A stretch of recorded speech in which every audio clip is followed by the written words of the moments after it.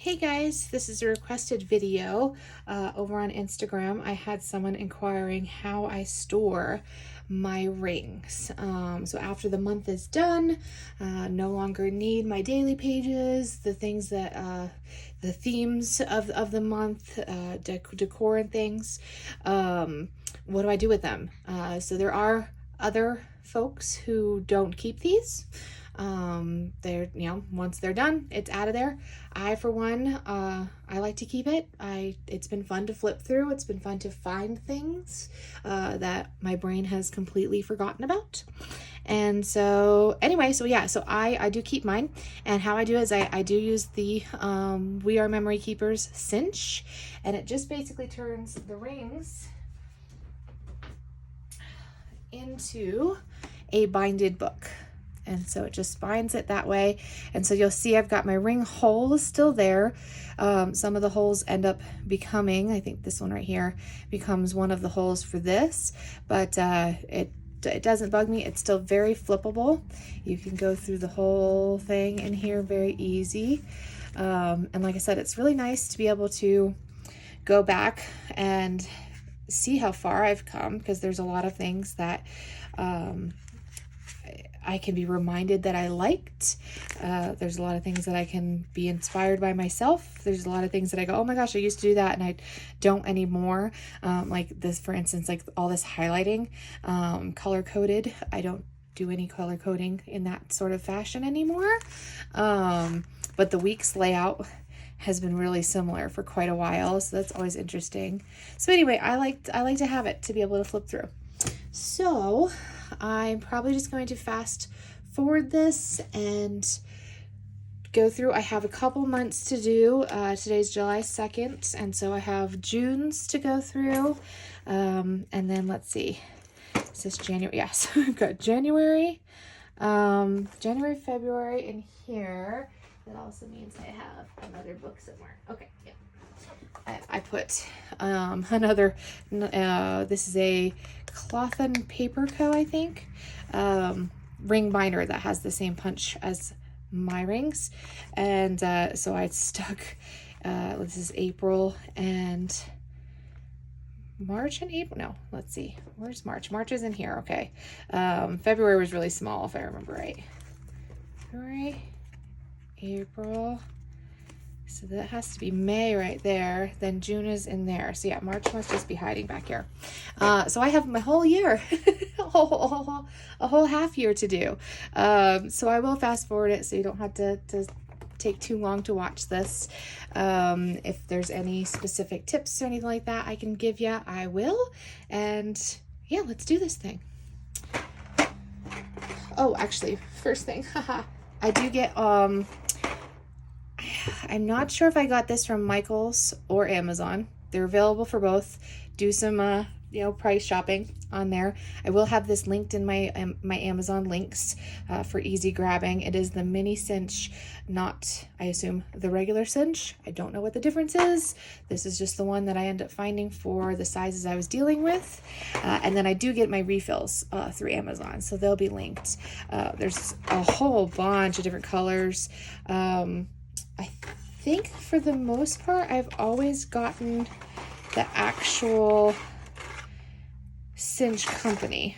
I don't think I've gotten any other companies, but there are other brands. You just have to make sure you pay attention to the actual size of this thing. So these are all my little leftovers. That's the only sad part, is that they come in this full big size, and so when you put it next to here, you can see we're only going to use.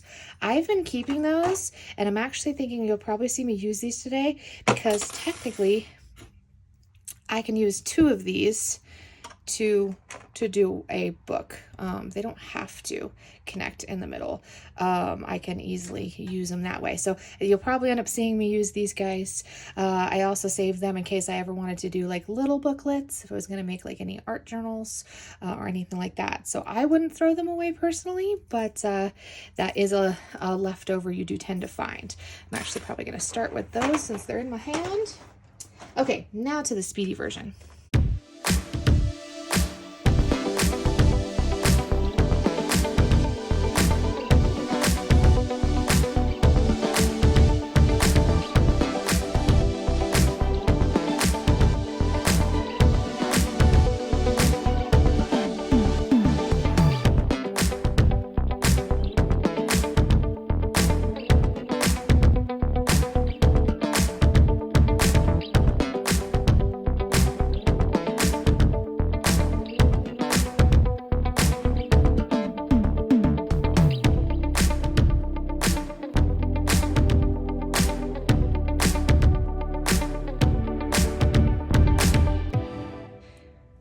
right, back to tap fire for a second. I wanted to go through that first just to make sure. It has been obviously a half a year since I've used this, so I wasn't sure if I was remembering correctly. They do have the sizes over here of what size papers you are working with, down to like what the last increment is and where to pick through the 3 sizes of start points.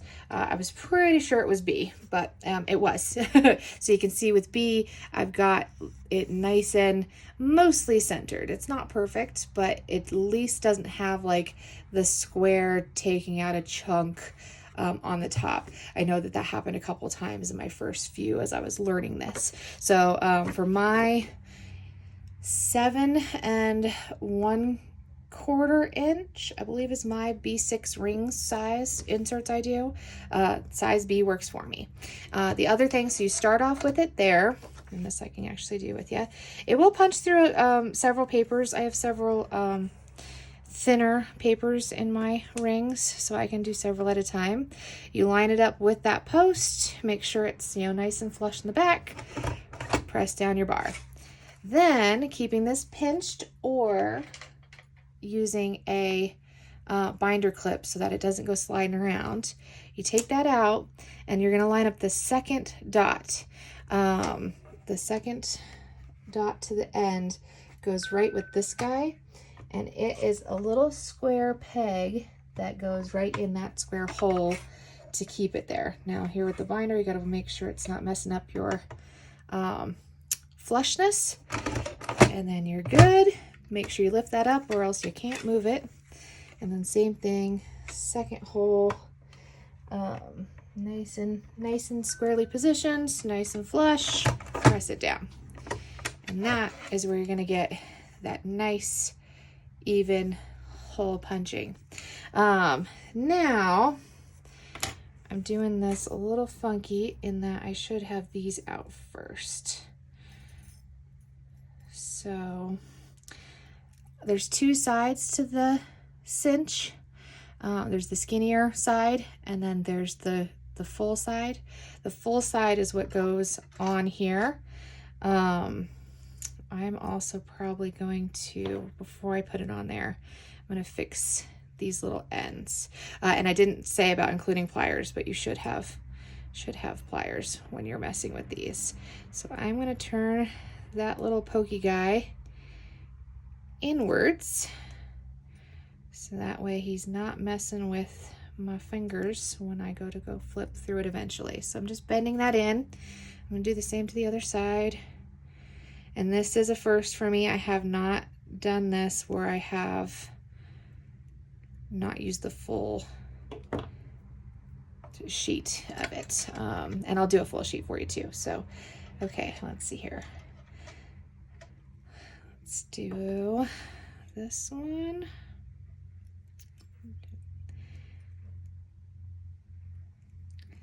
Just bending it in, kind of matching it just a little bit there, and then I'm going to put this one like this, and so that creates our little, it's a little long, so it's actually sort of like right back to square one on things, which is fine. So now, shoot, I might need to grab my book. There is a thing about making sure that your cover, let me grab that other notebook. If you want to have a back page and a front page, where this back page is, it covers all of, oh, I don't know, the seam, I guess we could call it, then you have to make sure that you do punch it the right way. And so if I'm looking at this correctly, it says that this was like, okay, so it goes on last. All right, that's what okay, I couldn't remember. All right, so basically, instead of putting my cover on first, I'm actually going to start putting all my insides in, and the cover is actually going to be the last thing to go on. Hold on, let's double check this. So it's a back cover that's like this, that's the pages going, yep, okay. So I will have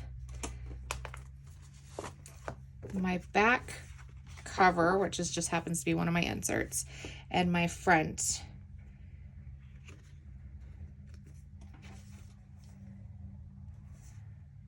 go on. So I'm going to change something here, because then, yeah, so it's like this. That way this can flip around and be the full cover. So we're going to set those two aside. I'm going to punch this one real quick and then set it aside so that it's just done. So in with the B, second hole, and you can tell it'll fit all the way in there if it's in right. And second hole.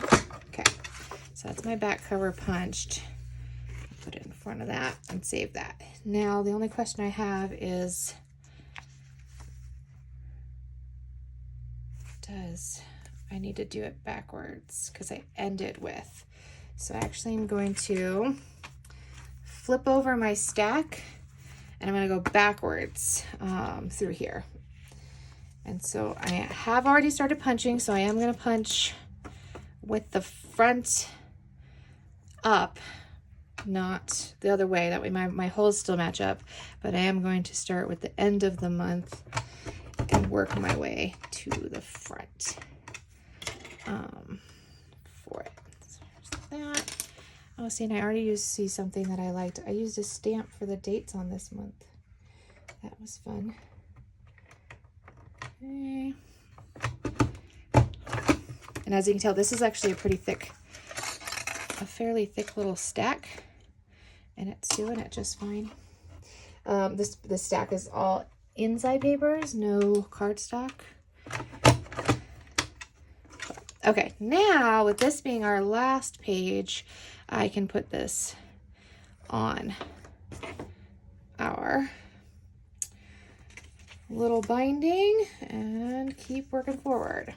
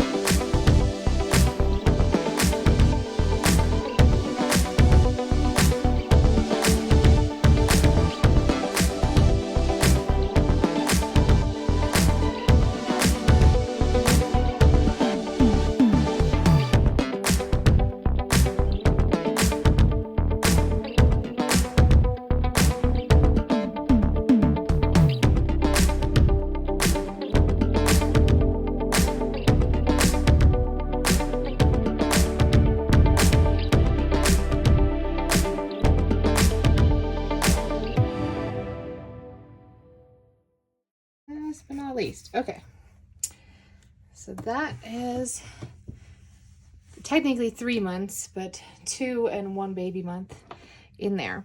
Now, before you close it, they suggest that you cut the last bar now so you don't go closing the ones you're not going to use. So I'm just going to lift this up off of its little hook, and it's right here that I'm going to cut right between them, and that just makes another little extra bit. And then the whole thing really, once it's nice and stacked, it comes off. You don't really have to worry about it falling off. And then you're going to twist it a little bit so that the opening is kind of flush with the rest of the book. And then you stick it here in this back cinch part, and your same pressure, same lowering bar applies, and then you'll do the other part. And then I always just give it a look and make sure I've got it all fairly snug. I do like it to be snug. Now I've got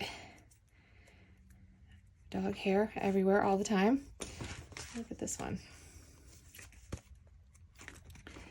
So it does have the little end sticking out on both sides of that one, so I'm not going to worry about either of those. I'm going to tuck this one under there so it's a little bit more smooth.